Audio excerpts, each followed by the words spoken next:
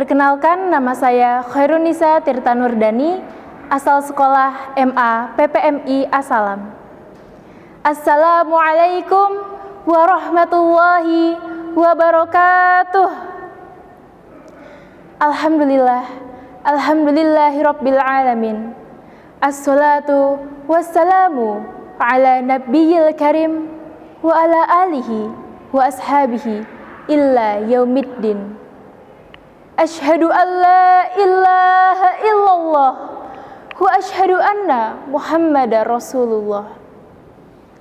Rabbi israhli sadri wa yassirli amri wahlul 'uqdatam min lisani yafqahu qawli. Amma ba'du. Yang saya hormati para hadirin dan hadirat serta sahabat-sahabat dai yang insya Allah dimuliakan oleh Allah Subhanahu wa ta'ala. Yang pertama dan yang paling utama, dengan segala kekhusyuan dan ketenangan jiwa, marilah kita mengucapkan tahmid dan tasyakur kehadirat Allah Subhanahu wa ta'ala atas limpahan rahmat dan karunia-Nya jualah kita semua dapat hadir dalam keadaan sehat dan tak kurang suatu apapun jua.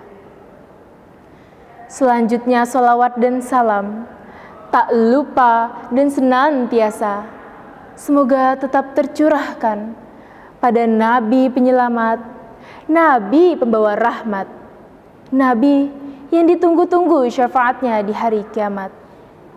Beliaulah sang Nabi besar Muhammad sallallahu alaihi wasallam.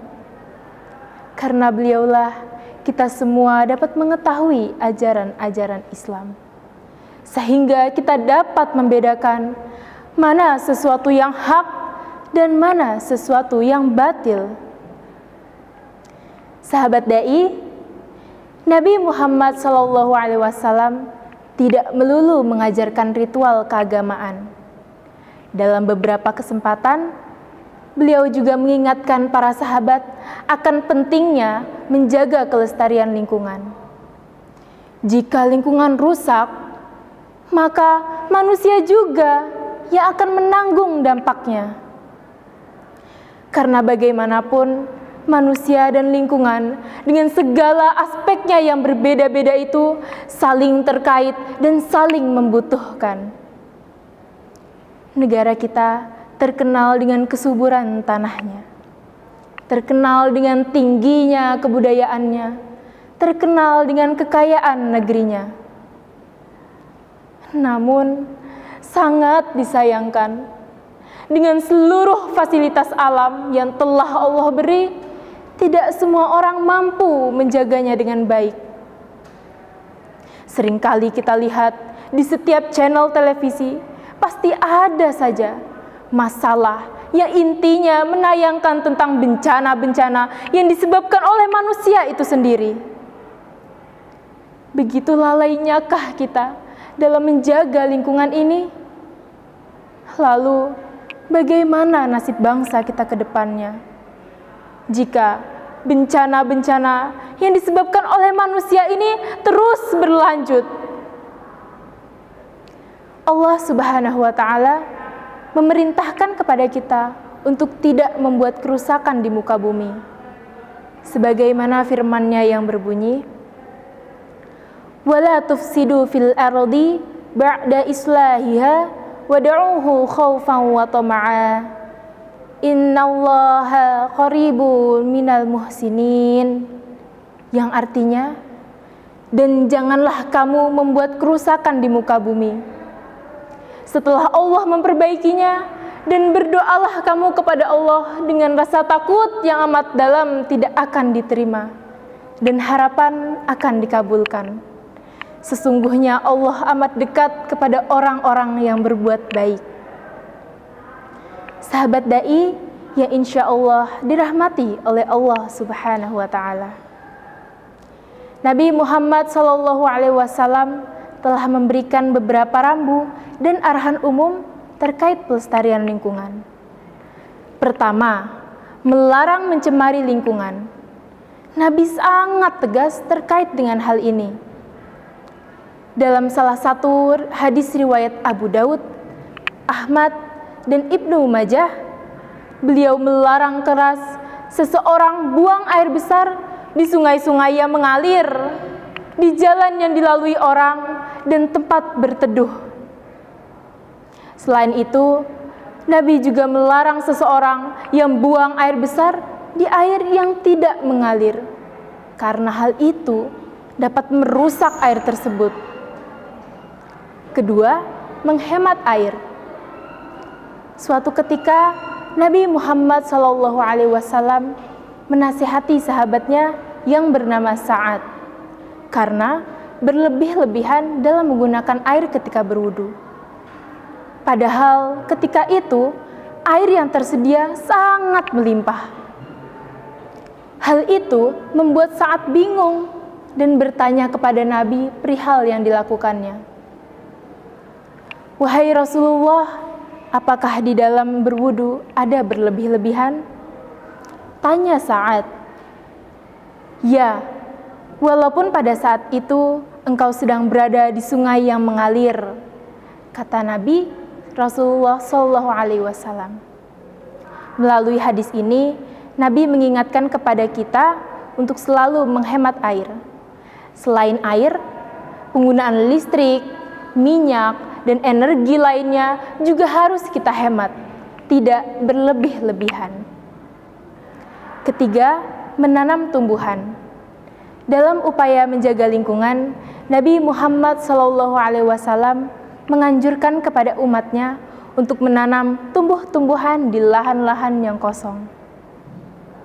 Kata Nabi, seseorang yang menanam tumbuhan maka akan mendapatkan pahala seperti orang yang bersedekah. Ia akan mendapatkan pahalanya sepanjang tanaman tersebut memberikan manfaat atau dimanfaatkan oleh orang sekitarnya. Keempat, menghidupkan tanah mati. Nabi Muhammad SAW juga menganjurkan kepada para sahabatnya untuk menghidupkan tanah mati. Beliau tidak akan membiarkan ada lahan sejengkal pun di kawasan umat Islam yang tidak dikelola ataupun mati.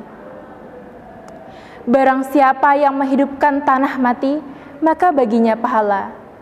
Dan apa yang dimakan binatang darinya, maka itu baginya pahala sedekah. Kata Nabi SAW. Kelima, menjaga kebersihan dan keamanan lingkungan.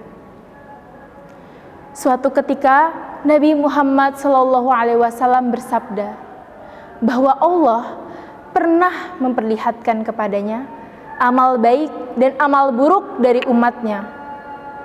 Di antara amal baik yang diperlihatkan kepada Nabi adalah menyingkirkan gangguan atau bahaya dari jalan.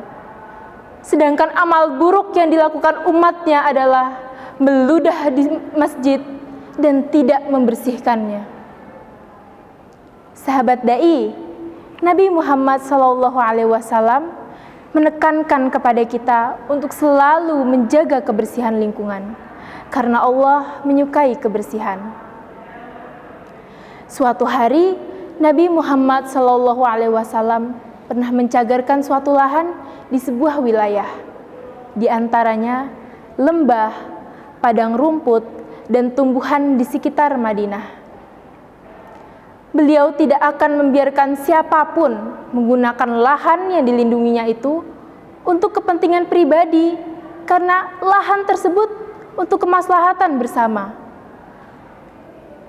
Lahan yang ditaksir Nabi ini seluas 2049 hektar dan digunakan sebagai tempat berdiamnya kuda-kuda perang kaum Muhajirin dan kaum Ansor.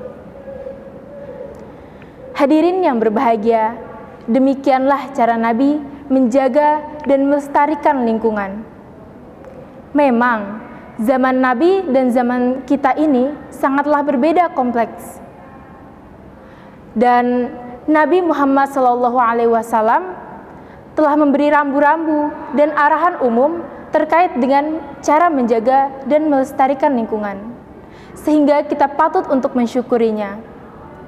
Dan mudah-mudahan apa yang saya sampaikan dapat bermanfaat bagi kita semua. Burung pipit burung dara, bagus rupanya berwarna-warni. Agar alam tetap terjaga, janganlah kita mengotori. Koar-koar masalah tunjangan, sampai-sampai semua tidak sabar. Coba lihat masalah lingkungan yang rusak karena tercemar. Akhirul kalam, wabillahi taufiq wal hidayah. Wassalamualaikum warahmatullahi wabarakatuh.